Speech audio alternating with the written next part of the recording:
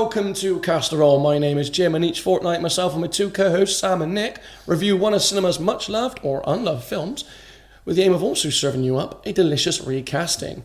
But before we can get into all of that, of course, don't forget you can follow and subscribe to Castor All over on YouTube, Amazon, Spotify, Apple, wherever it is that you get your podcast from. And of course, while you are there, don't forget to leave us those all-important 5-star reviews. And if you like what you hear, you can head on over to buymeacoffee.com/castorallpodcast and leave us a nice little donation, which we will use to help make this podcast the best it can be. And also, if you do leave us a little donation, you could also recommend a film that you would like us to review and recast in the future, and we can collate a little list and start picking from there. Yeah, baby. Name us a film, and there's I'd say 99% chance that Jim hasn't watched it. Yeah. So like 99.9999. Everyone's a winner. Yeah. And those two voices you can hear. As I said, I am not alone. Joining me on this full English of a podcast first, he is the perfectly fried egg with the nice runny yolk. It's Nick. Hey! Yeah, nice. What is everyone's favourite egg? Oh, we're going into this before I finish your introductions. Yeah, shut up, Jim. Yeah. It still counts as my intro. It's I'm going to go straight in there and say, I know it's a lot of effort, but poached. Oh, you're such a. I knew he was going to say poached. I just fucking knew he was going to say poached. Look, I've got time for fried. I've got time for scrambled. It's scrambled. It's scrambled. It's scrambled. The only answer. Scrambled goes with everything. Scrambled. Do you know how to do a really posh poached egg? Yeah, a little bit of vinegar in the water. No. Right. Put some cling film in a tea mug. Crack the egg in there. Wrap it up so you've got like a little drug meal like that, right? So you've got like a drug style package with your egg in, tied at the top. That goes in. Cook it perfectly. Take that out. Cut the top off. Peel it, and you've got like this beautiful kind of perfect. The white of it is perfect because nothing gets like whizzed around in the water. Yeah, but can I just say that is a cheat? It's just cheating. What you got to do? That's also more effort than a scrambled egg. Tiny bit of vinegar in the water. Right. You don't want the water boiling so that there's bubbles because that disturbs the egg. Right. So you just want it like just before boiling. Yeah. A little bit of vinegar in there. Stir it. Create a whirlpool. Crack it into the middle of the whirlpool. I do. Yeah, I'm on for the whirlpool. That's out. If I'm rushed, I haven't got time for no cling film. Well, if you're rushed, don't have fucking poached eggs. Anyway, that second voice you could hear giving his opinion on poached eggs. He is the perfect accompaniment to a runny egg because you can use him to swoop up all the juices at the end of the meal. He is the side of toast. It's Sam. Oh, hello. So, what's your favourite bread for toast? I mean, I was going to say, Mum, on a fried breakfast, fried bread. I see. I don't like fried bread. But if I'm going to go toast, it's a nice tiger bloomer, thickly sliced. See, I love a tiger bloomer, but for sandwiches, not for toast. Not for toast. Oh, you're missing out. Too thick to get in. You're missing out. Right, you're going to think I'm a knob again. I mean, you're going to say sourdough. Whole grain. He's going to say sourdough. I do love sourdough. Do you know what? It's just because it doesn't, maybe it's getting a bit older sort of thing, but it doesn't bloat me out in the same way that a massive stick of tiger just defeats me. Yeah. Defeats me for the day. Yeah. I do like potato bread as well. Not like that. Anyway, what have you doing? We are back again to record the latest episode. It's been a couple of weeks. How are we all? Yeah. Oh yeah, I've been away. I've been on holiday. We went down to Cornwall for a couple of weeks. Nice. Had a very nice time. Lots of beach. I got ringworm. Well, so what? Wow. What from? I don't know. Have you guys ever had ringworm? No, I don't think so. So the first thing on the skin, it's it's nothing to do with a worm, right? Yeah, it can stick right up. Whoever's fucking name. Is ringworm not the thing that comes out your anus? That's a tapeworm. Yeah, that's a tapeworm. I'll tell you what I mean. And then the big one that you ride that eats spice, that's a sandworm. Neither of those. From Doon. Yeah, from Doon. Yeah, from Doon. Did you get a sandworm on the beach? Not get a sandworm on the beach, no. I mean, if you want to hear about it, do you want to hear about it? Yeah, go for it, mate. It's basically like a fucking type of, athlete's foot is a type of ringworm. It's like a fungal thing.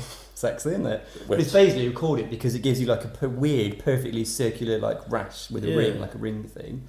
Don't do anything else. Just looks weird, sticks around for a bit, pop a bit of cream on, then it's gone. But, part of me was pretty honoured that, out of everyone, this little fungus chose me You do look a bit fungusy. to hit shows because I'm a You do fun look like the guy. perfect breeding ground for a fungus, that's for sure. Thanks, guys. So yeah, add that, dealt with me ringworm, add the rest of me holiday. Didn't watch a lot, apart from the one thing I got right into, and I think it's stunning. I don't know if you guys have seen it. To use a word that you often use, James, stunning. Absolutely If you're going to follow this with a Korean horror film, then no, we're not. No. No, it is the Max animated series that's gone on to Netflix, Scavengers Reign. I have watched the first two. It is very interesting. I watched Wow. about 10 minutes and started falling asleep. So Really? I haven't, no. I think it's phenomenal. I think the Yeah. world that they've imagined, this whole sort of biosphere on this alien planet and all the creatures and everything, and how like these stranded people from the spaceship are learning to adapt and all that, and the survival story basically. It's just like, it's amazingly done. It's I like- really recommend it. It's like someone listened to our Pokemon pitch and thought, dark Pokemon film? Do you reckon? Yeah. Because they're all kind of, all the those weird creatures have all got like their own thing. And There's some of it is like almost perverse, like some of the biology that they've envisioned is almost like, I don't know, Geiger-esque, or there's just a lot of weird shit going on. It feels a little bit like a cross between, say, do you remember like the Matrix? When the Matrix came out, it had all those added on animated films. Yeah. The Animatrix. Yeah, or the whatever, Animatrix. And there were lots in there, and you had, like... And they had like loads of different animated styles, didn't there? It was like some of those cartoons, some were CGI. And then that's like the Love, Death and Robots. Yeah, I was going to Yeah. say it like that, where it's kind of like almost gore animation, but it's very good. I've seen Really, it. really good. Yeah, you should give it another go, Jimbo. I mean, it's not like I was bored of it, I was just tired, so I turned it off. I put it on with this I put it on with the purpose of actually watching it, but I was tired, so I was like, well... You put something on with the purpose of watching it. So I was like, well, I'm clearly not going to get anything out of this, so I'll just turn it off now and go back to it another time. I just haven't. Knowing you this long and doing this fucking podcast with you, I would fully expect you to count falling asleep 10 minutes into a film, waking up at the end when the credits are rolling, as being, as far as you're concerned, watched it now. Yeah. No, don't be daft. Don't be daft. I've seen the opening scene alright. and I know who's in it. If I fall asleep during a film and we work for this podcast, I go back and watch the film again. But there's been films that you've watched at least twice, Yeah. and we've asked you about it, and you can't seem to recall a lot of the detail around it. Because I have a shit memory. Since we last met, I've seen quite a few things. I've finished Bridgerton, season 3, which is good. There's a bit more fingering, which is fun. Oh yeah, there was some. Well, previously, you mentioned fingering, so that's Yeah. double the fingering. Double the fingering. It's more fingering. I've been told some boobs are on the show. There's boobs. There's butts. There's boobs and butts and threesomes and everything. It's Great. It's just a horny old show. Good It's fun. good, great. Clean fun. I've seen the film we're recasting today. I saw Inside Out 2 at How the is cinema. that? It's good. I've heard It's really good. good things about that. It's good. I think the first one was obviously more emotional because my kids are that age, and I think when they become teenagers, this one's going to really. That will hit. This was going to hit home and you're going to Yeah. fuck. Yeah. Yeah. What about you, Jim? Well, The Acolyte, like I said, as I've just said, which I've really enjoyed. Beverly Hills Cop 3, which I didn't really enjoy. There's definitely some more stuff that I've watched, but I really am drawing a blank on this because it's been so long. But one thing I'm going to recommend is actually something that my son has just watched on Netflix, which is, if anyone that have children that might enjoy this, it's a DreamWorks anime it's on Netflix. There's 3 seasons of it. It's called Kipo and the Age of the Wonder Beasts, and he started watching it, and he was absolutely enamored by it to the point where he just binged like all 3 series. It's 10 episodes of series, really really cool. I was keeping an eye on it, and it was it's a really good little concept. I haven't heard of it, but yeah. It's definitely worth checking out. So the story follows like this girl called Kipo, who is a burrow dweller, as they call it, and she's separated from her family after some kind of like flood. I think it floods the burrow, and she ends up coming out to the surface, and she's going to try and find a way back to her father, because you learn her mother's died or her mother's kidnapped somewhere.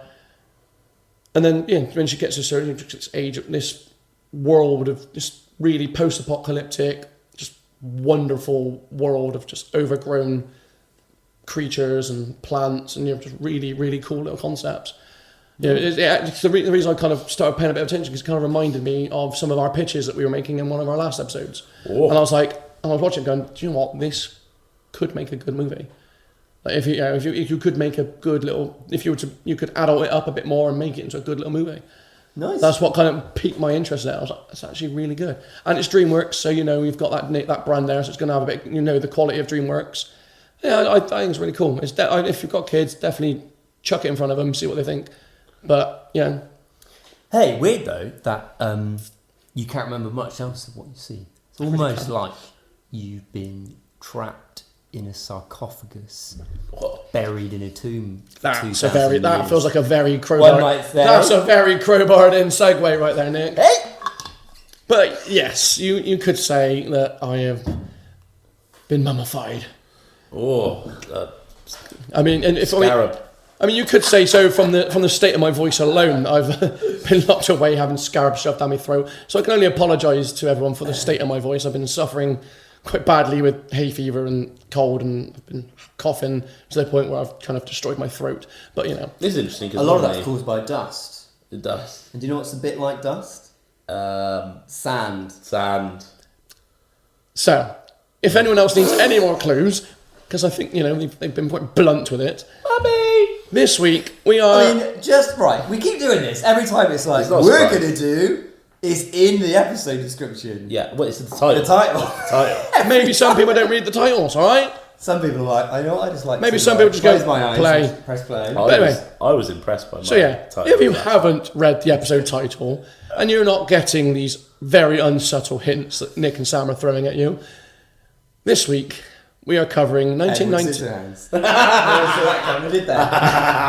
We are covering 1999's The Mummy.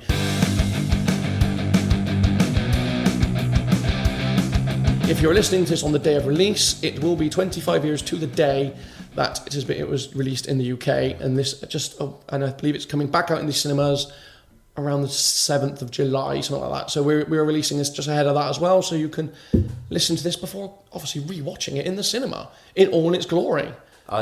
You feel old now, 25 years? Yeah, jeez. Yeah, Oh so my God. The Mummy. I think there was a film that didn't really get the best of receptions, did it? Didn't it? I think it had very mixed receptions on release. I think it was like mixed reviews, but it absolutely smashed it in terms of now like box office. It's more like a cult. Because I would consider this a cult classic. I think it did alright. I don't think it was like a flop or anything. I mean, obviously it did well enough because it spawned 2 sequels and a spin-off. And they were shit. So just to put it into financial perspective, on a budget of 80 million, it grossed over 416 million worldwide. So this was, it's not bad. So it's got about 5 times its budget back. Yeah. But it's just one of them. I know obviously it did quite well in cinema, but for me, this is one of these ones I would class as a cult classic. Because I just feel like it never really got, even though obviously the figures show it did well in the box office, it's not one of those ones you hear people banging on about all the time. I just feel like it's one of those ones that have like a following. I think people started banging on a bit more when the Tom Cruise one came out, and everyone was like, "God, why are we doing this again?" We had it so. Wish we could have had the 1999 one. We had it so good. Or the 1932 one, for that matter. Yeah. I think the difference with this maybe is that compared to certainly films like Jurassic Park, for example, what it didn't do was spawn the massive kind of merchandise monster those films did. You don't remember having all the toys and all that kind of stuff, just because I think it did produce a couple of really, really good PlayStation 1 games. Yeah, I remember playing them. I remember playing them. They were I don't really, remember really the good. games or anything. Like, for me, you're right, actually, because for me, in my psyche, it's sort of in there along with films like Jurassic Park, Stargate, things like that. Yeah.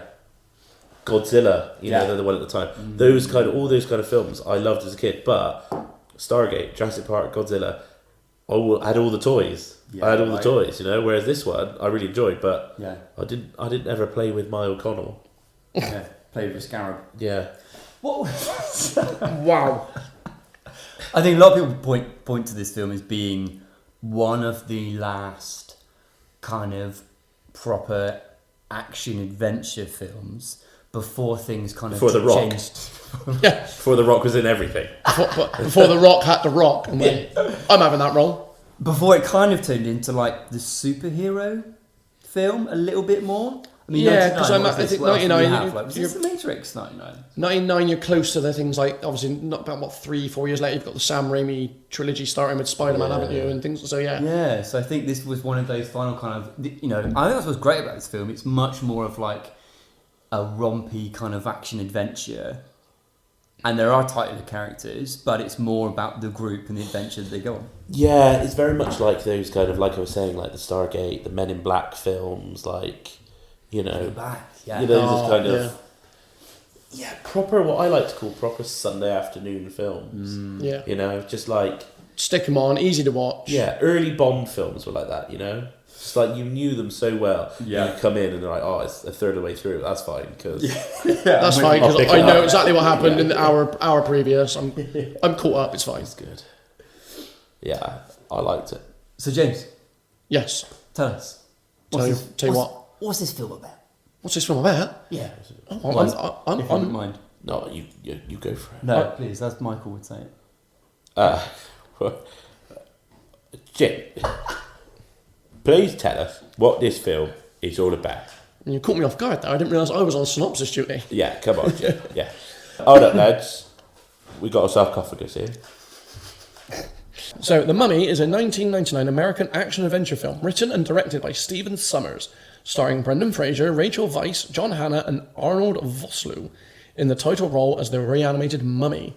It is a remake of the 1932 film of the same name. The film follows adventurer Rick O'Connell as he travels to Hamunaptra, the city of the dead, with librarian Evelyn Carnahan, and her older brother Jonathan, where they accidentally awaken Imhotep, a cursed high priest with supernatural powers. Imhotep. So, yeah. I mean, I think we kind of already suggested it, but universally liked between the three of us? Yeah. Yeah. It's a great film, isn't it? It's great. Yeah, it's just good fun, isn't it? Yeah. It's just rompingly good fun. It's like, for me, I remember when I was a kid, I really loved the Indiana Jones films. Yeah. So I was like, I've seen those three. What's next? Yeah. This came along. It hit a spot. It stuck. It's not even like that well written. I just think like a lot of really good action adventure films, there's a series of really good set pieces, but there's some really good playful character play as well between you've got sort of like the comedic sort of foils as well in like characters like Jonathan and Benny And O'Connell. Oh man, I mean, this is right. So he's so good. We always do So this, good in this. right? When we get to our recasting, none of them's better. none of them are better. I'm going to beg to differ No. on that one. None of them are better. Brendan Brendan Fraser is criminal. What happened to him in his career? Oh, absolutely. Like, but he yeah, was he's so good. he's the absolute best choice for this role. So good. Do you know what? I was thinking about why he's so good in this, right? And well, fuck it. We're going to come to it when we recast him, but like, I'm sure you guys all know at this stage, reading up on the film, like they offered this part to various other much higher profile actors, right?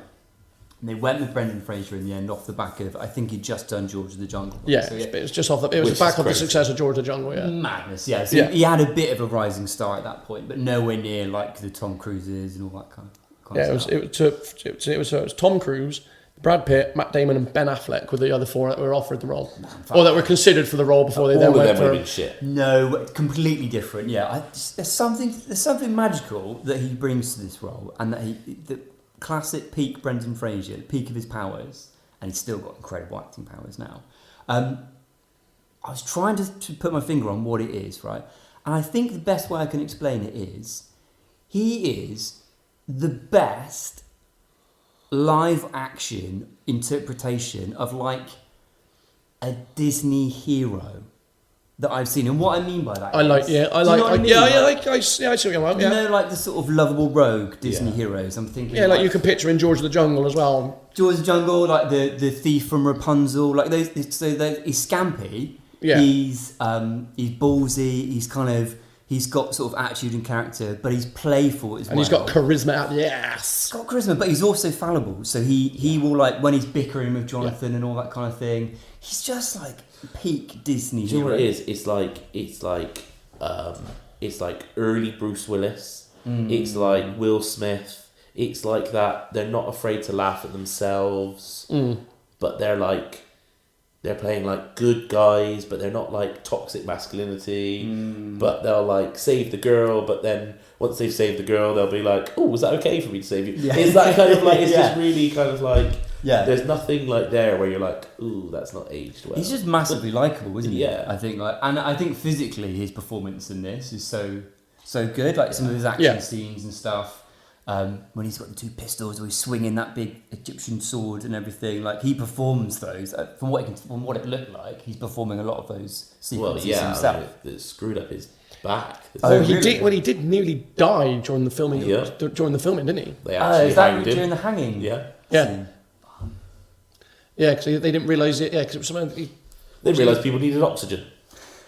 Because he was performing it so well, like the rattling around, that the crew didn't realise he was actually choking or something. They've got to have like a signal for that, right? Like the dying signal. Brendan, remember the dying signal. Yeah. Okay? If you're in trouble, just sort of flail around like you can't breathe. What scene am I performing? A hanging scene. So I've got to flail around. What? Yeah. How we differentiate? No, we got it. Don't worry. Yeah, we got it. I think one of the main problems is because the camera shot's actually quite a wide. So also once they realised they had a long way to go to get to him. Slow pan. Yeah. Nearly there. I think he's great in this. I think what I will say about it's obviously quite a it's a very niche film in so much as it's obviously going all in on the whole Egyptian archaeological, all the mummy stuff. Like it's just all in on that, isn't it? But I think what brings it together is a really strong accompanying cast. You've got some really interesting characters in there. Again, going back to Benny and Jonathan, I think that'd be like really fun and interesting. And I gotta say, I think a lot of the effects, even now, they ain't bad. No, as a film that's 25 years old, this film really stands out, doesn't it? Stands up still. Also, I think this film might be the only example of the titles scaring me. Really? Because there's like a really tense opening scene where like you've got like this Imhotep, like back 6,000 years ago. He's in love with like the pharaoh's wife called Anaxanamun.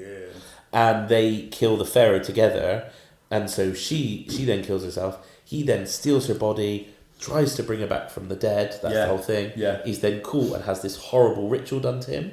So you get all this tense thing, and then like he's screaming, he's like buried alive, and then suddenly the title of The Mummy just rips itself on the screen with like a scream, and I was like, oh my god! Like, there's some, like the horror elements of this. So like, that's one of the things I really like about this film is I think a lot of films these days are too quick to show you what's meant to be the horror in a film.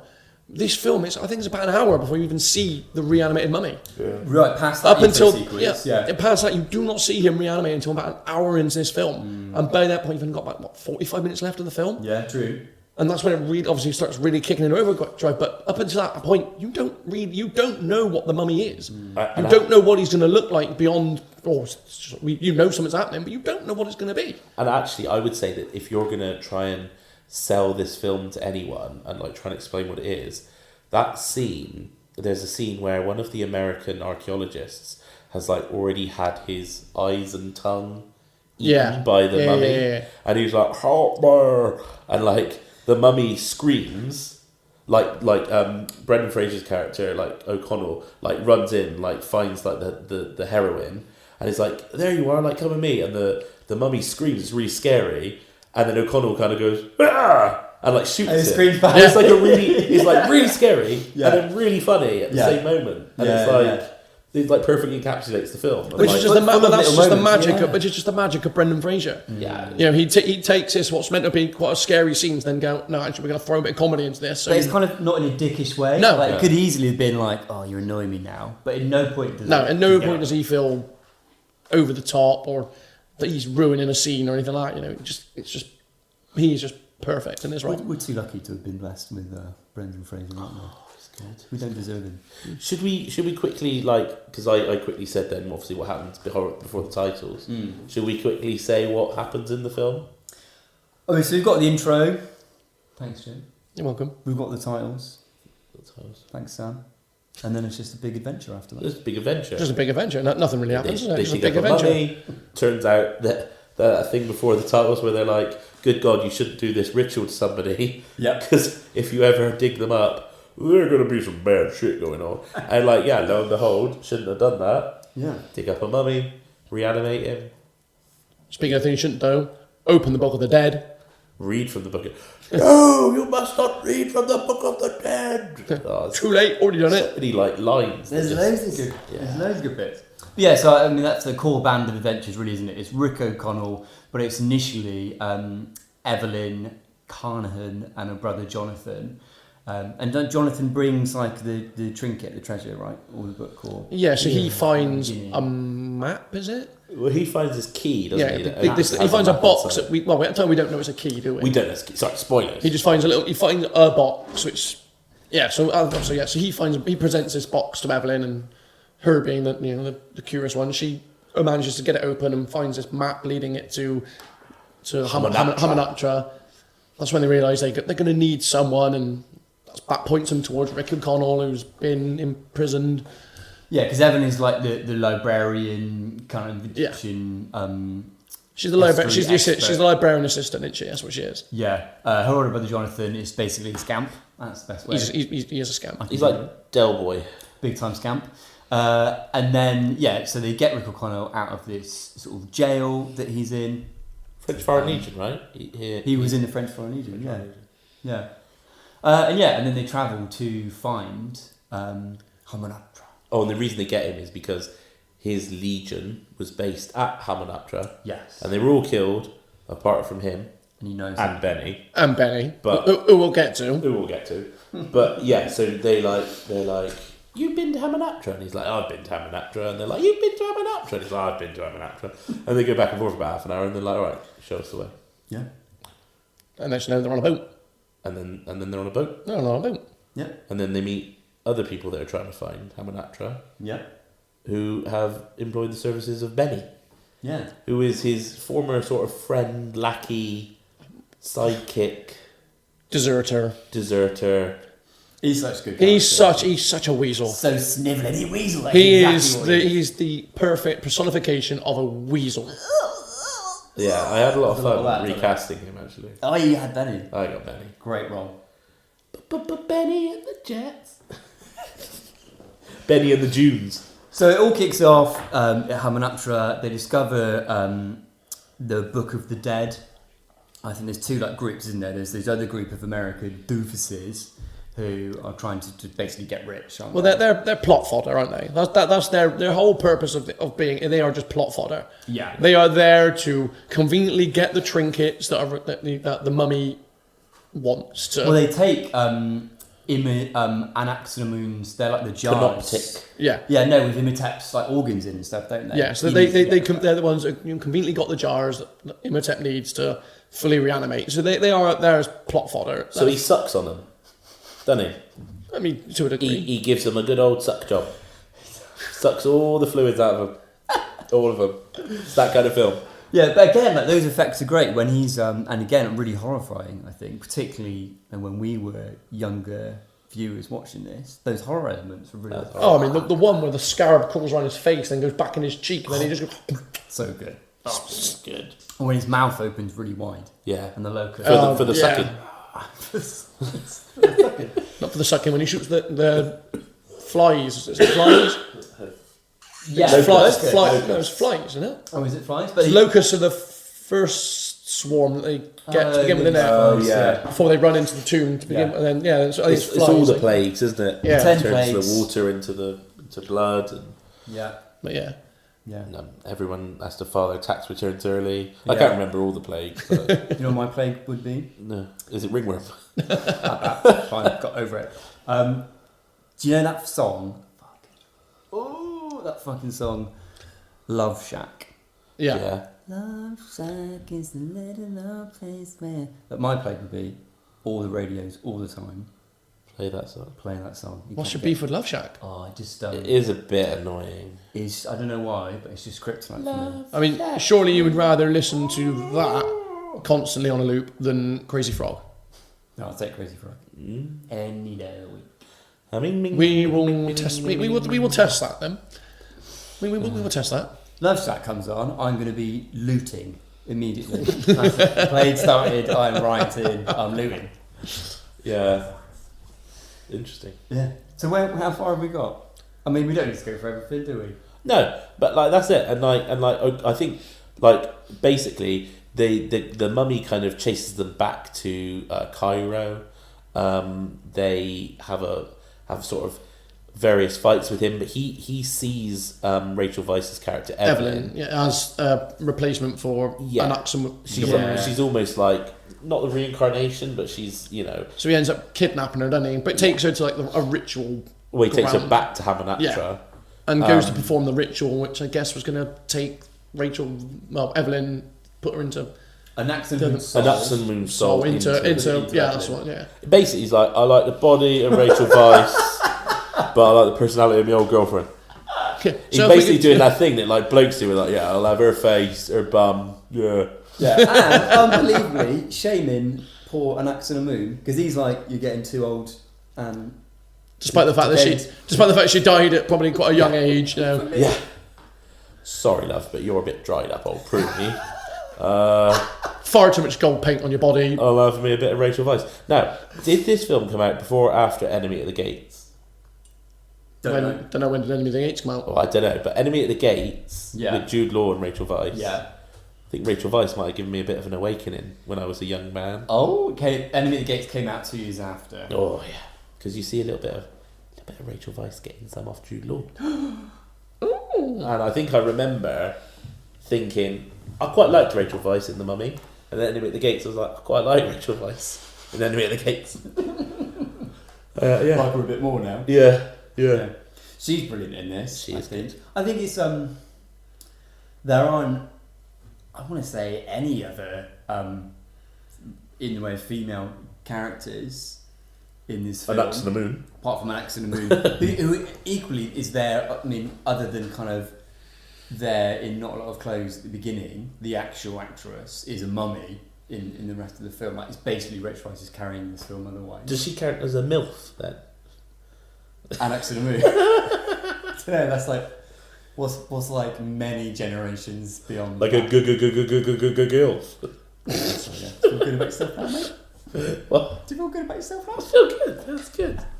Yeah. But yeah, I think she's really good in this. And the way the character's written is, she's intended to be very innocent. I think a little bit kind of ditzy. But she's got just the right amount of strength about her as well. Yeah, I think so. Again, it's kind of like, I hate myself for saying this, but it is like a Disney-esque character. I'd have liked to have seen a little bit more kind of substance from that character. Do you know what the trope reminded me of? That we're talking about? You know, in Atlas, it's like an analyst that needs to be there because she knows the most about this person, and then gets caught up in the story. So what you're saying is the mummy needed mechs. The Mummy would have been better with mechs. Yeah, it would have been good. Yeah, giant mech scarabs and stuff. She is like, Benny and the mech. like Benny and the mech. Yeah, nice. That's not going to be the title. That can't be the title. Not after fucking Jenny and the mechs. Anyway, yeah. So yeah, we digress. They get back there. They stop the ritual from happening. They make this other ritual happen, which makes the mummy human again. Imhotep human again. Yeah. So he can be killed. Yeah. And there's that brilliant scene at the end where the henchman, the other mummies, he brings back the little soldier mummies, like the bad guys. the like Sultan's guards. Yeah. And he's having a sword fight with them, and there's some brilliant moments in that sword fight where like he'll like chops one's head off and it spins around on his body and all that kind of stuff. Like, it's just really well sequenced fight scene. It's almost like Jason and the Argonauts fighting the skeletons kind of esque. Yeah, it's good stuff. It's good stuff. So yeah, that is to summarise the film, that is it. It's a good, rompy little adventure, I'd say. Yeah, it's good. It's fun. It's got some nice set pieces. It's got some heart. It's got some humour. It's got some romance. It's got some really memorable characters. And all the characters that you want to end up where they end up there. You know, all the good guys get the good and the bad guys get shafted. What more can you ask for? I think it's worth saying as well, this is a film that had been, obviously, it's basically, I think based is the wrong word, but this had been knocking around Universal Studios for like 20 years, since the 80s, trying to get it off the ground. It's basically meant to be a reimagining of the original 1932 horror film, The Mummy, which is a completely different feel, like much more of like a horror. It was along the lines of, you know, your Draculas, Swamp Things, all that kind of classic black and white horror. With the hammer horror. The hammer horror. Yeah.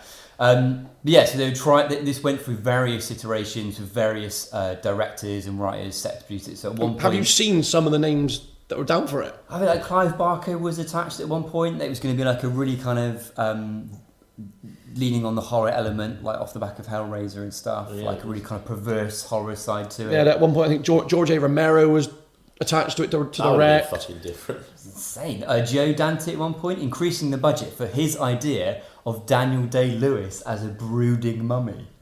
Yeah, I was about to say I'd like to hear your thoughts on that. Imagine like the monologues that he would have had. It would have been a bit like the older kind of Frankenstein's monsters, wouldn't it? Where he's like, "No, I'm a monster.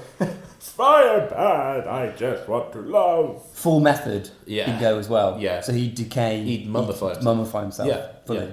Yeah. For like a decade, I reckon. I think it should have been called Last of the Mummy Heekins. Fuck's sake. There will be mummy. There will be mummy. Nice. Yeah. My mummified foot. And then again, it was batted around, like different rewrites, different scripts, and then eventually came to Sommers. I think the studio liked his sort of rewrite so much as this action venture re-envisioning. They upped the budget, and we've got the film that we know and love today. Brilliant. I mean, that is it. Thank God we got what we got. Yeah. I mean, another name I've just seen attached to it, Wes Craven was offered it at one point in the 90s. I mean, can you imagine a Wes Craven directed Mummy? I tell you what, this is one of those directors that I couldn't tell you anything else that they've done. I'm just going to have a quick look to see what else they've done. Deep Rising, The Jungle Book,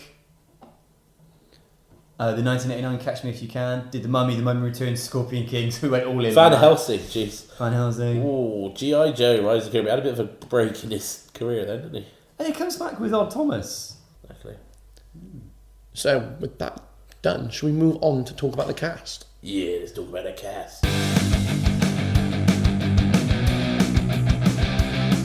Now, obviously, this is quite a big cast, but we've kind of narrowed it down to just what we think are like the top 6, right? Yeah. So we are going to be doing a lot. So there are a lot of characters we are doing a bit of a disservice by not mentioning them, but we've kind of just gone with because we could be here all fucking night otherwise chatting about these characters. Yeah. So we're kind of just narrowing down on Rick O'Connell, Evelyn Carnahan, Jonathan Carnahan, Imhotep, Benny Gabor, and Ardith Bay. Is that right? Ardith Bay. Yes. So, sorry to Dr. Alan Chamberlain, Dr. Terence Bay, and everyone else. You are fantastic, but we are kind of... Does anyone remember the cartoon series that this spawned? Did it? Vague. Yeah. I've got vague... Now you mention I've got a vague image in my head of it, but I don't think I watched a great deal of it. It spawned like all these do. Like, there was like a cartoon series of like... of Godzilla. There was a cartoon series of like Ghostbusters on like Saturday morning, like Live and Kicking or something like that. It was quite good. Oh, nice. Yeah. I have to look it up, but yeah, I've now you mentioned it's got vague memories I just of it. remember But I don't they think were travelling on a train a lot, and going around. And it was after the events of the first Mummy. Yeah. And they sort of formed this like team to like because the mummy keeps going around and they chase him and foil his plans. I'll tell you what, we should take a moment actually to talk briefly about the sequels of this film. Yeah.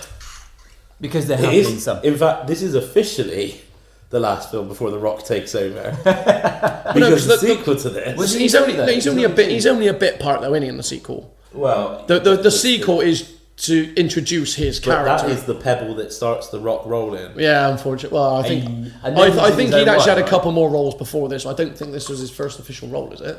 It's his One it's of his the big- breakout role. Is it his Yeah, breakout role? breakout. Oh, Yeah. fuck's sake. So he's a bad guy in the sequel, right? Yeah. One of the bad guys, but then he gets his own spin-off film, Prequel film The where Scorpion he's King. the good Scorpion guy. King, where he's the good guy.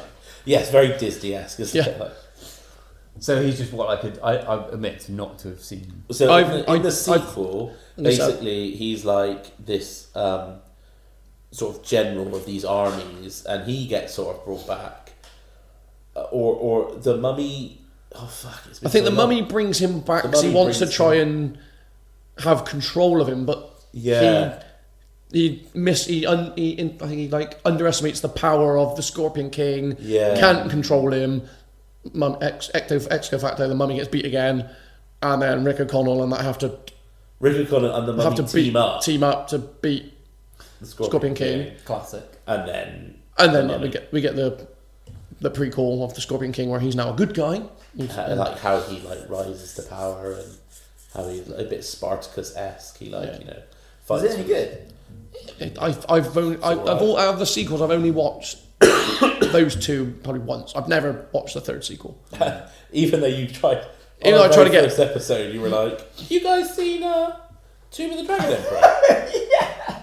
Never watched it. We're like, no, we haven't. Because Rachel Weisz is in that, and I feel like that's a good indicator. Is that the one where she drops off, is it? Yeah. Okay. Isn't that Jet Li? Jet Li's Yeah, Jet Li, isn't it? The Yeah. mummy, yeah.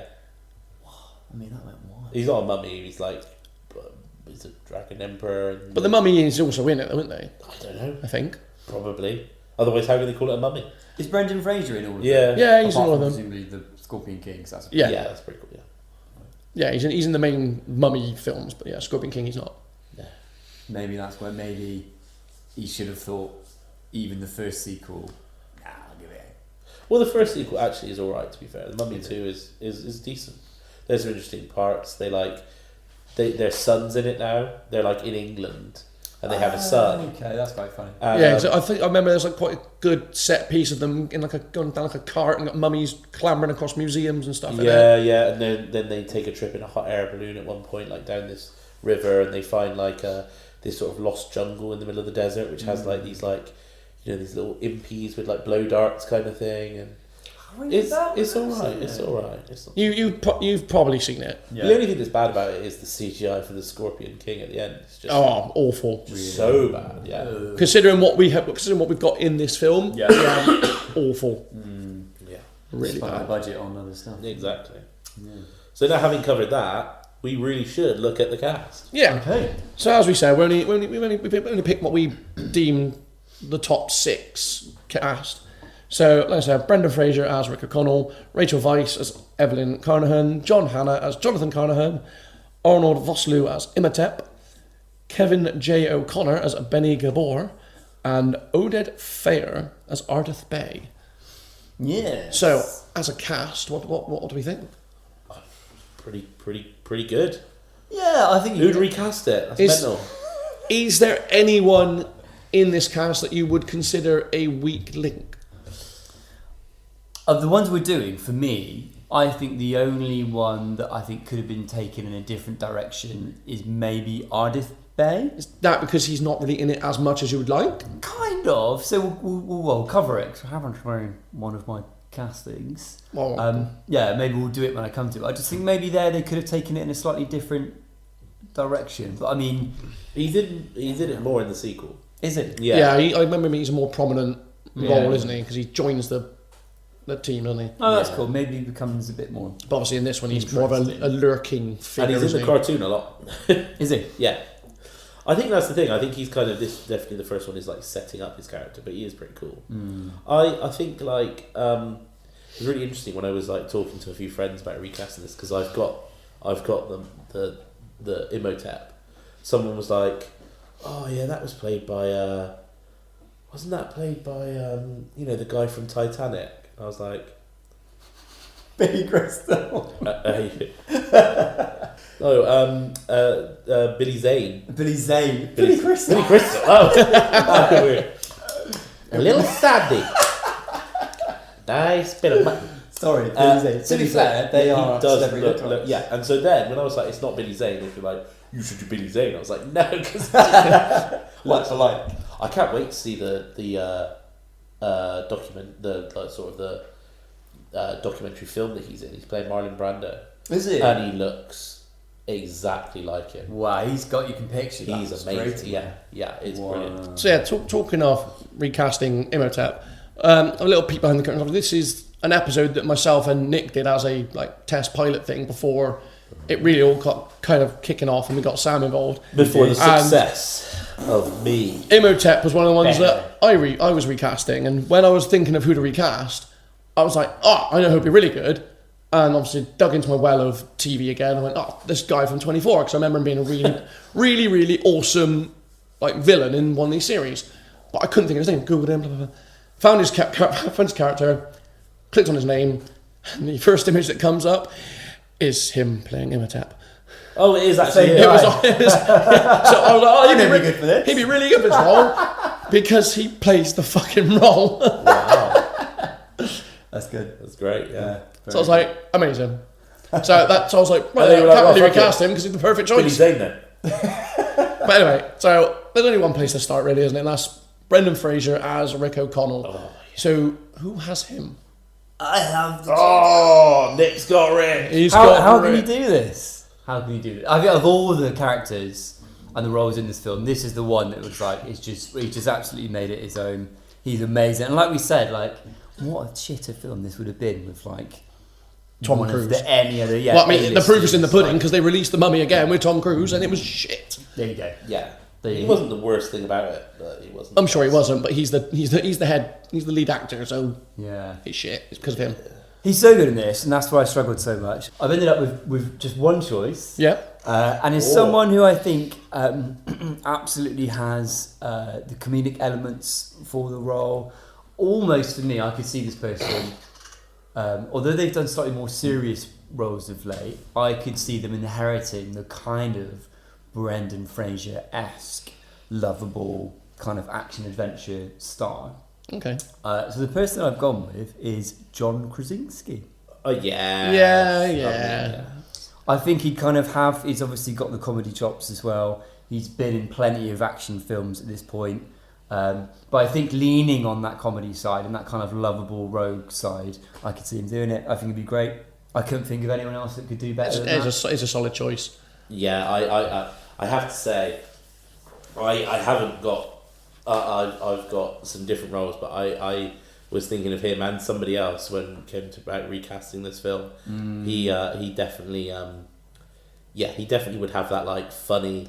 And if you see him in the not the Jack Reachers, what is it? Jack.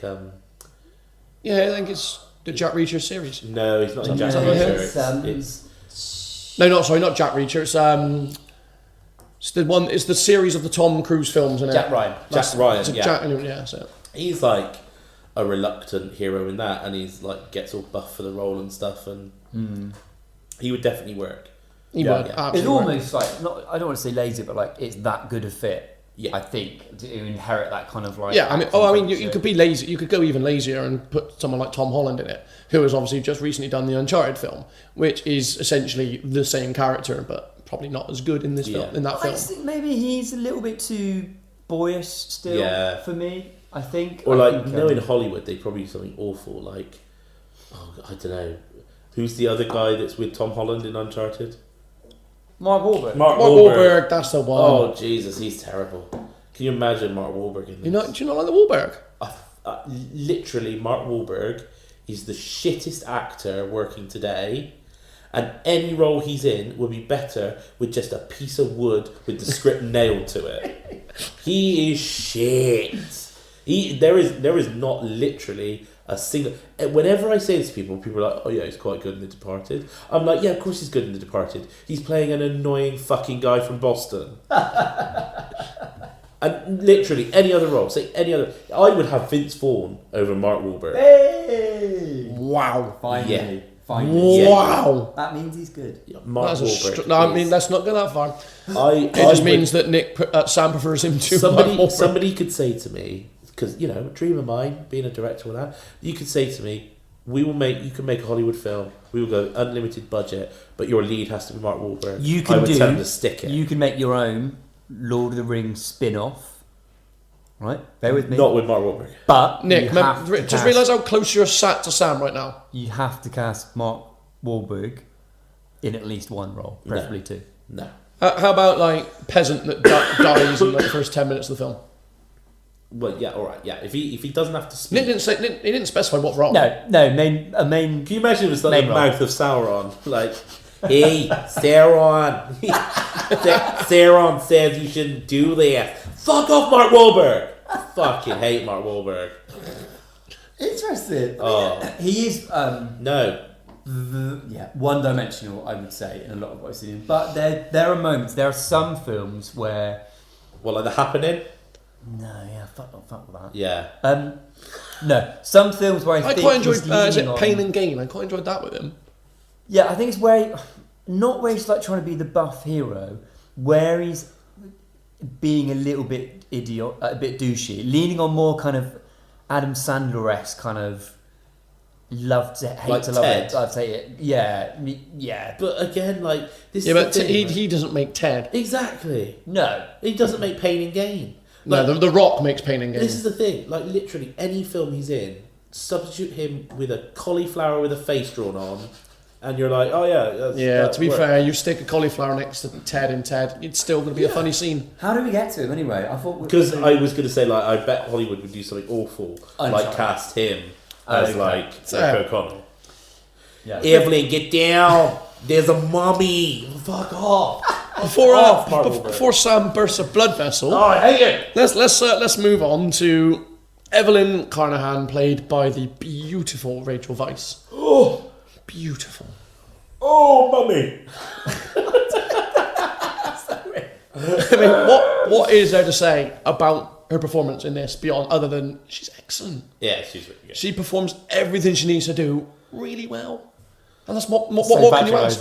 That's the most patronising. It's not meant to be. I've ever I'm not saying that, but she does. She does it all very well. Yeah, but what more do you want to say? Like, if you could see him now, he's like patting her on the head. Yeah, but what more can be said? Everything that's required of her in this film is done really well. She's brilliant. I think she elevates the role. I think not only does she just do it well, I think you could easily see this as like the classic damsel in distress.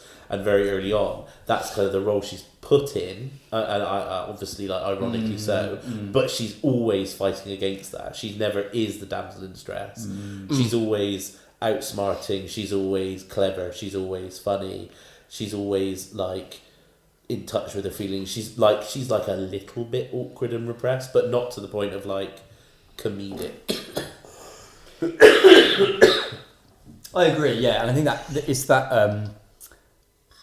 It's that innocence that she plays really well, but also there's moments where, like, in her own way, she didn't take in no shit as well. And I think it's a really good performance. I think it's quite, in some parts, it's quite understated, and then in others, she ramps it up to like the full kind of heroine kind of levels, and it's just really enjoyable. Not the drug. No. And there's also like the fact that she tries to repress her feelings for Rick O'Connell, but then there's that scene where she gets absolutely smashed and suddenly those feelings come flooding right out, and but Rick O'Connell, the gentleman that he is, doesn't take advantage because he's the Disney prince and just puts her to bed. It's a classic the good girl almost doesn't want to let herself find herself that she's falling for, like, the scoundrel. The scoundrel, yeah. But what the heart wants. Have you got? That's me. Oh yeah. I have got Evelyn Carnahan. If you say Mark Wahlberg. Well, what I didn't want to do was cast Mark Wahlberg. And I've not cast Mark Wahlberg. O'Connell. Oh God. And what I also didn't want to do is do the really obvious thing. So I was. What was the obvious thing? I'm going to get to it because I have done the really obvious thing. Okay. I thought if you had her, I know the obvious thing. Blunt. Yeah. We could have had Blunt. We could have had husband and wife. Hold horses. So what I didn't want to do was do the really obvious thing. So I started thinking of other people who I could maybe see do this role. So I was thinking of your Rachel McAdams. I was thinking your Keira Knightley's, Emma Watson's, things like that. None of them I could picture doing the role. And there's a certain scene, and the one that did it was literally the first scene when you meet her, and she's up the ladder, and she starts losing her balance, and it's like, and the only person I could picture in that role is Emily Blunt. Yeah. So I have done the obvious thing, and I am recasting her with Emily Blunt because I can just see Emily Blunt making that role her own. I mean, she would be good. She would. Everything Rachel Weisz does, Emily Blunt will do just as well. Yeah. Probably get along pretty well with her husband as well. Yeah. I mean, you'd like to think so. So I do have a cheeky pick for this. Yeah, go on. Because I do like a cheeky I pick. thought probably Emily Blunt, but the more I thought about it, the more I thought actually this person would be perfect. Sandra Bullock. Yeah, Funny quite enough, kind not of a like name that- Demolition Man. Yeah. Kind of Demolition Man, or have you seen Yeah. the recent one, the Lost City one, I haven't seen that yet. where she plays? Is that the an one with awful- Channing Tatum? Yeah, I've it's not seen quite it, good but- actually. It's got Daniel Radcliffe as the bad guy.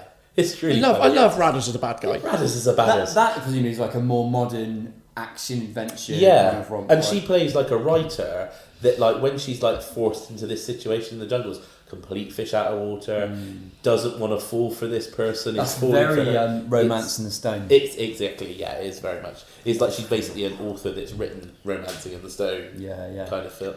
But yeah, so I think Sandra Bullock in this, especially like at the time, in 1999, Sandra Bullock was the bollocks. She was the Bullock bollocks. was the bollocks. Then. Bullocks were the bollocks. Yeah. So yeah, I mean, I like that cheeky. I like the cheeky pick, but I'm sticking with Emily Blunt. Blunt and Krasinski.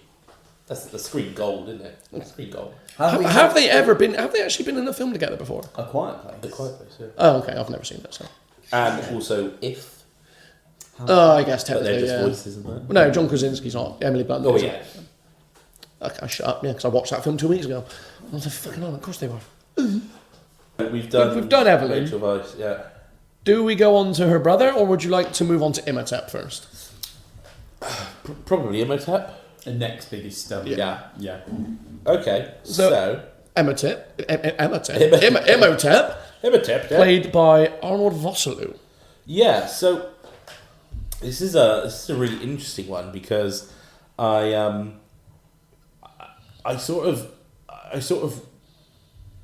didn't really know the heritage of the actor, and I didn't want to really be guilty of like sort of whitewashing the cast or like doing that. But when I looked up sort of actors of Egyptian descent kind of thing, just like the class, all the same ones kept coming up, and someone like Remy Malek would have just been like, it's too obvious, it's too Okay, like, yeah, like a lot of typecasting. Exactly. Or like, he's South African, I think, Vosloo.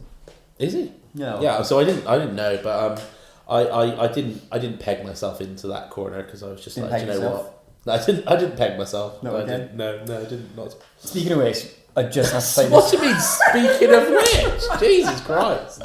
My kids have been really enjoying recently a game that they play where they literally get the clothes pegs and they will attach them to you without you noticing. And like, there's a lot of peg talk. Right. Okay. Like on holiday, they were like in stitches because they were running around saying they'd pegged grand. I love the innocence of children. Back to the film, if Yeah, we can, sorry, Nick. Sorry, digression. not your children's pegging obsession. I've got two. I've got a dark horse pick and my pick. Do you like his performance, by the way? I do, but I don't think it's so amazing it couldn't be replaced. I think he could be a bit more sinister. I think it's a difficult role. It's one of those ones where where huge you, amount of dialogue. Relies a lot on physicality. he's also kind of got to toy the line between kind of camping it up and all, but also being a scary. But I don't think monster. he has to. Like, I don't think he has to camp it up. Well, No, he but apparently. I think he does. I think it's. I think he is quite camp in it. I don't think well, apparently, according to Wikipedia Corner, Fun Fact Trivia, Oh. he wanted to play the role very straight up, kind of like as the brooding kind of priest longing for his lost love, I think. But a lot of it is in the physicality of how he's portraying things with movement, with facial expression, with sort of foreboding, scary moments, that kind of thing. I do think it loses a lot once he stops looking at all like a mummy. Do you reckon? Yeah, like when he actually fully forms, it does lose its fear factor a bit, doesn't it? Like, it's not really a horror anymore. It's then just an action film. Okay. So my dark pick is actually a recasting from this film, because I actually wonder if Odin Fer, who plays Ardith Bay, would actually make a really good. That's an interesting dark horse. That's because an interesting one. Yeah, he's like very dark and foreboding in it. Yeah, and like I think he would play it quite well. I think he's quite interesting. Sort of brooding. Yeah, and kind of like you could imagine him like his lost love and those kind of like and that's on the moon, you know. I can see it. Yeah. But I haven't gone for him. Okay.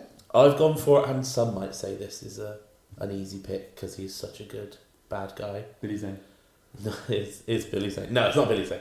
And I tell you what finally did it for me is when I was researching this guy, I saw a picture of him bald, and boy does he look creepy as fuck. Really? It's Mads Mikkelsen. Ooh. No, Mikkelsen, sorry. Mads Mikkelsen. Yeah, that could be interesting. And I mean, I certainly does the creepy. the creepy eyes. He's got very striking cheekbones and stuff, and you can imagine that, like, you know, elongating the mouth when all the flies are coming out. And you should see a picture of him bald. He's quite intimidating. I've watched a fair bit of Hannibal. I think he's certainly got. Yeah, crikey. Do you know who's my curveball pick? Oh, John Malkovich. Do you know what? I could see John Malkovich. Yeah, But just like really annoyed yeah, throughout the whole thing, having been woken up. yeah. Just like 1 in 5 more minutes. Yeah, that'd be good. Nice. Yeah. Where can we go from there? One has to wonder. Well, I think then we have to go. Well, who have you got? I got Ardith Bay. Should we just go round in a circle then? Go back to you. If that's what you like to do. Let's go back to you. Let's do it. So go on then. Ardith Bay, Nick, played by Odin Fair. Fair. Yeah. Yeah. So like I mentioned, I think I think he's good. I think he's good in this role. I just think there could have been different dimensions to take it. So when I was thinking about people like you kind of were stumbling with, I was trying to look at kind of authentic casting in terms of kind of people of African or Egyptian descent, or then I think a lot of like people of Arab descent typically find themselves being cast in kind of particularly Egyptian roles and those kind of things. I mean, I did find out, a little bit trivia here for you, that Vince Vaughn has got a bit of Arab descent on his dad's side. Swear to God, Nick, So if you're trying to put Vince Vaughn in this role, pick, wouldn't it? Just saying. Anyway, I haven't gone for Vince Vaughn. Kills me to say it. One of my other picks was Danny Trejo. This is like a really grizzled. I love Danny Trejo, but Hey, Gringo. love him. But Jason the mummies. He's so good. He's like 80 now. He's fucking amazing. So. But would he call his character like Machete? Yeah, call me Machete Bay. Mummy Machete. Machete Bay. Yeah, I haven't gone with any of them. What I've decided to do is to cast someone else. I didn't see any reason why you couldn't wrangle the script over as needed and bring in another female character. Because I felt like, aside from Evelyn, it's a bit of a sausage fest, this film. And I think it would be a really interesting dynamic for... so he's basically the character of Ardith Bay. He's a member of the Mijad, who's like the sworn protectors. And I think originally in that intro sequence, they are the group of people who are killing and like mummifying alive Imhotep. Yeah, because that's like his punishment. And then there's so the like Pharaoh's the Pharaoh's like guard. So they're sworn to watch over and protect and make sure he doesn't escape. And so it's like, and if that's the case, if it is like passed down, there's no reason that they couldn't pass it down to a daughter, right? Yeah, absolutely. Come on, yeah. It's 1999. Right. Anyway, so I had two people in mind. It's almost like a younger or slightly older version of the character. So the two people I had in mind were Zoe Saldana or Thandie Newton. Oh, that's not who I thought you were going to say. I really like both of them. I think Thandie Newton takes me back to my Mission Impossible 2 first experience. I was convinced he was going to say Penelope Cruz or Salma Hayek. And Penelope Cruz. No, didn't go there. Yeah, I think Penelope Cruz. I think could have been really good. But I think I keep thinking back to. I think Thandie Newton. If you wanted the character to be, I think there'd be a little bit more interplay there between that character then and Evelyn.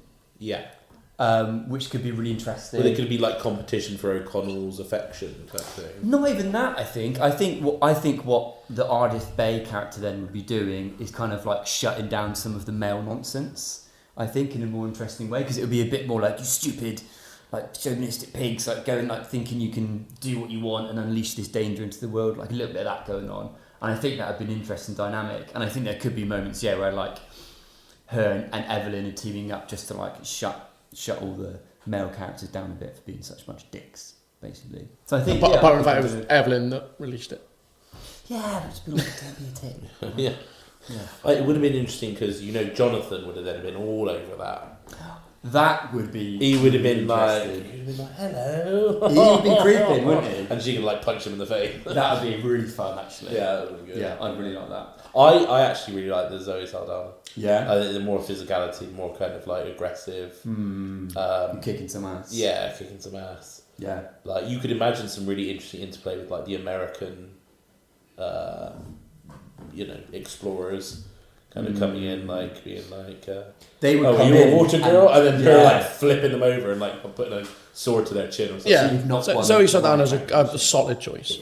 Yeah, Oh, that's like what I'm that. going with then. Yeah. Oh, that's a good one. Yeah. That's a good. It's good one. Right, back to you then, Jimmy boy. Bad to me. So my other casting is John Hannah as Jonathan Carnahan. Right, I'd stop you and just say that you've been so smug I have been. You're right. about this one. And I kept back when we did this in like the original days of trying to record this show.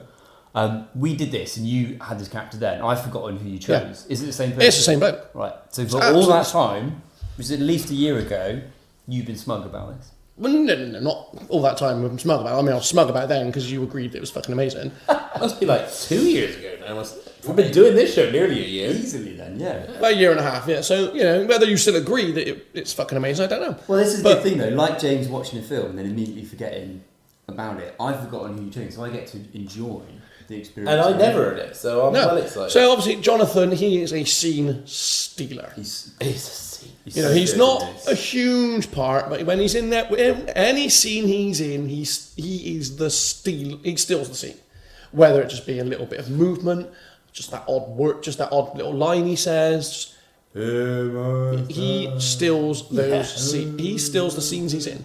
So you need someone who's going to steal the scenes. Amazingly, apparently John Hannah didn't know why he'd been cast in this comedic role because he didn't see himself in any way as a comedic performer at that time. That's amazing because he has got some comedy chops. He's so good. He's so funny. I have only got one thing. Well, to do Cold Feet, right? Which is like amazing. Yeah.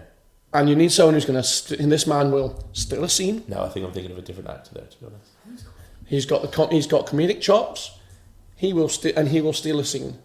And I think he is the perfect only replacement that you could put in this role. All right, okay. It would involve, probably making the character older. But I think he's the only one I can see replacing John Hannah. Go on. Rowan Atkinson. Oh, yeah, that is quite good, actually. Yeah, that is quite good. Yeah, He's the only person that I can see stepping into that role and it not feeling wrong. Because he's got the comedic chops, he can do a little bit of physicality if he needs to. He will steal every scene he's in, just as John Hannah did. But he won't overpower those scenes. He will. That is quite good. I don't know why, but in my head it was initially like him Mr. Beaning all the scenes. No, I think he'd be more like He'd be more, English. he'd be more Johnny English than he would Mr. Bean. Yeah. He could probably throw in elements of Mr. Bean, but he would be more. He definitely wouldn't be Blackadder in it. No, because He needs Blackadder to be more of a buffoon. Yeah, more. Yeah. I don't know. I think he could throw in all elements of all his past career in this role. I think it's good. I think he'd have to like make it even more Weasley, you know, even more kind of cowardly than Jonathan actually does it. You reckon? Yeah. I think the only risk then is that it was going to be a Weasel off between him and Benny. Yeah, but it's like Yeah, but it's a different type of weasel. It's a good weasel and a dick weasel. It's like a stoat versus a weasel, you know. It's like a Like a lovable weasel versus knobhead weasel. So are we saying that in a Ferret versus Weasel? In a Ferret versus Weasel, we are inherently rooting for the Ferret. Yeah, Ferret good, Weasel bad. Okay.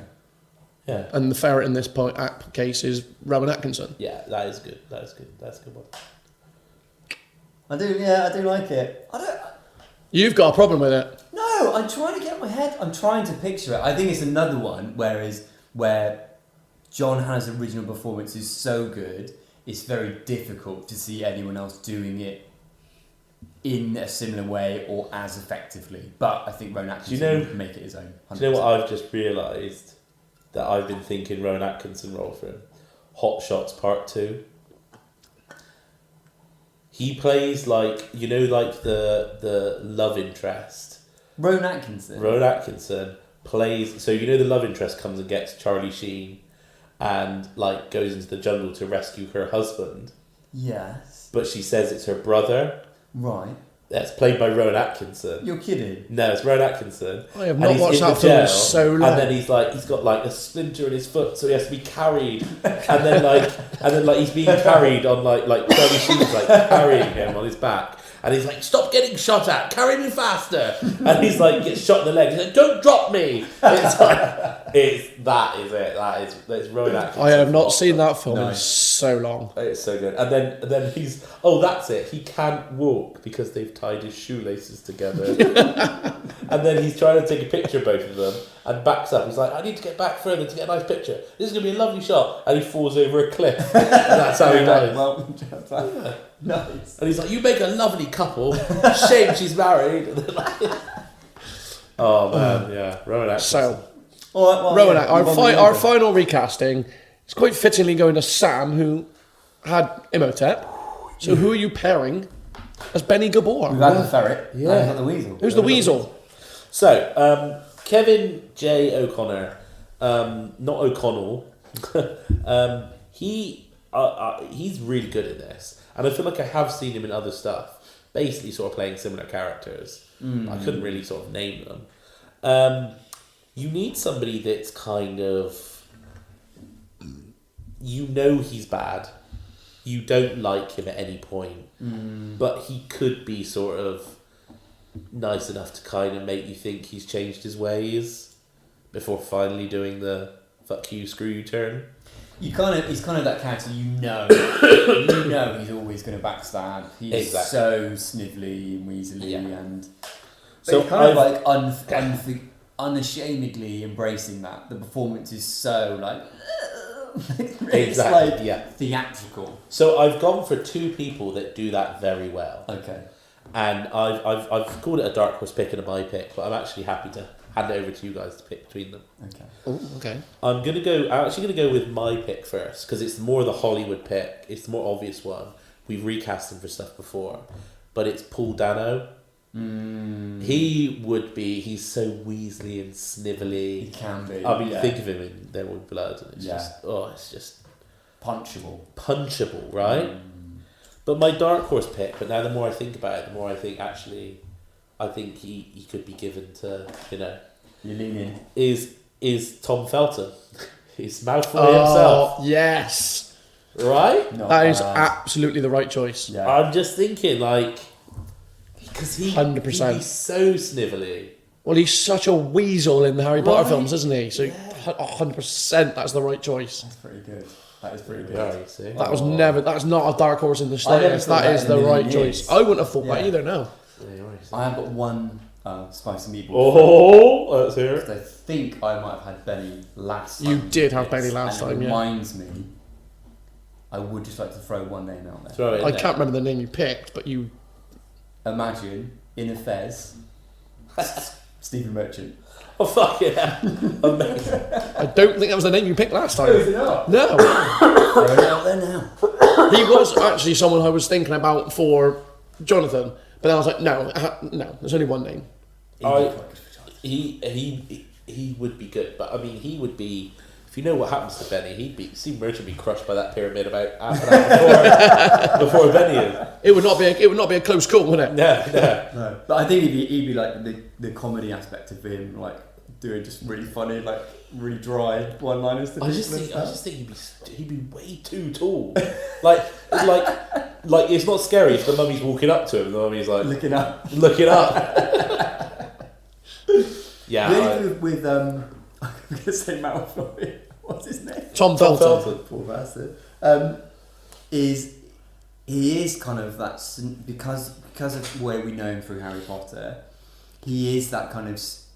I don't even think he's snivelly though. He's kind of slimy. Yeah. And I think there is a difference between the two. Slimy and slimy. Would you agree? Yeah. I would agree. Different words. But he is otherwise perhaps a little bit too clean cut. And I mean, he is incredibly white Caucasian as well. He is. But then, like, I figure, like, if he's sort of like friends with O'Connell, maybe they became friends because they were the only kind of Americans in the French Foreign Legion. Yeah. So like O'Connell didn't like him, and they were just forced. In the French Foreign Legion. Yeah.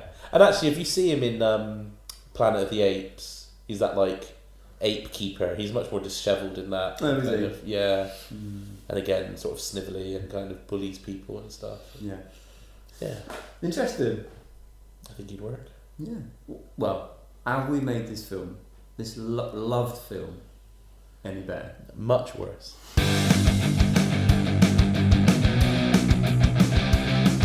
Should we run through the cast? I'd say it's one of our better recastings, but we haven't. To be fair, everyone's But we've strong. not. We haven't made it worse. We're not made it worse, but I don't think we've improved.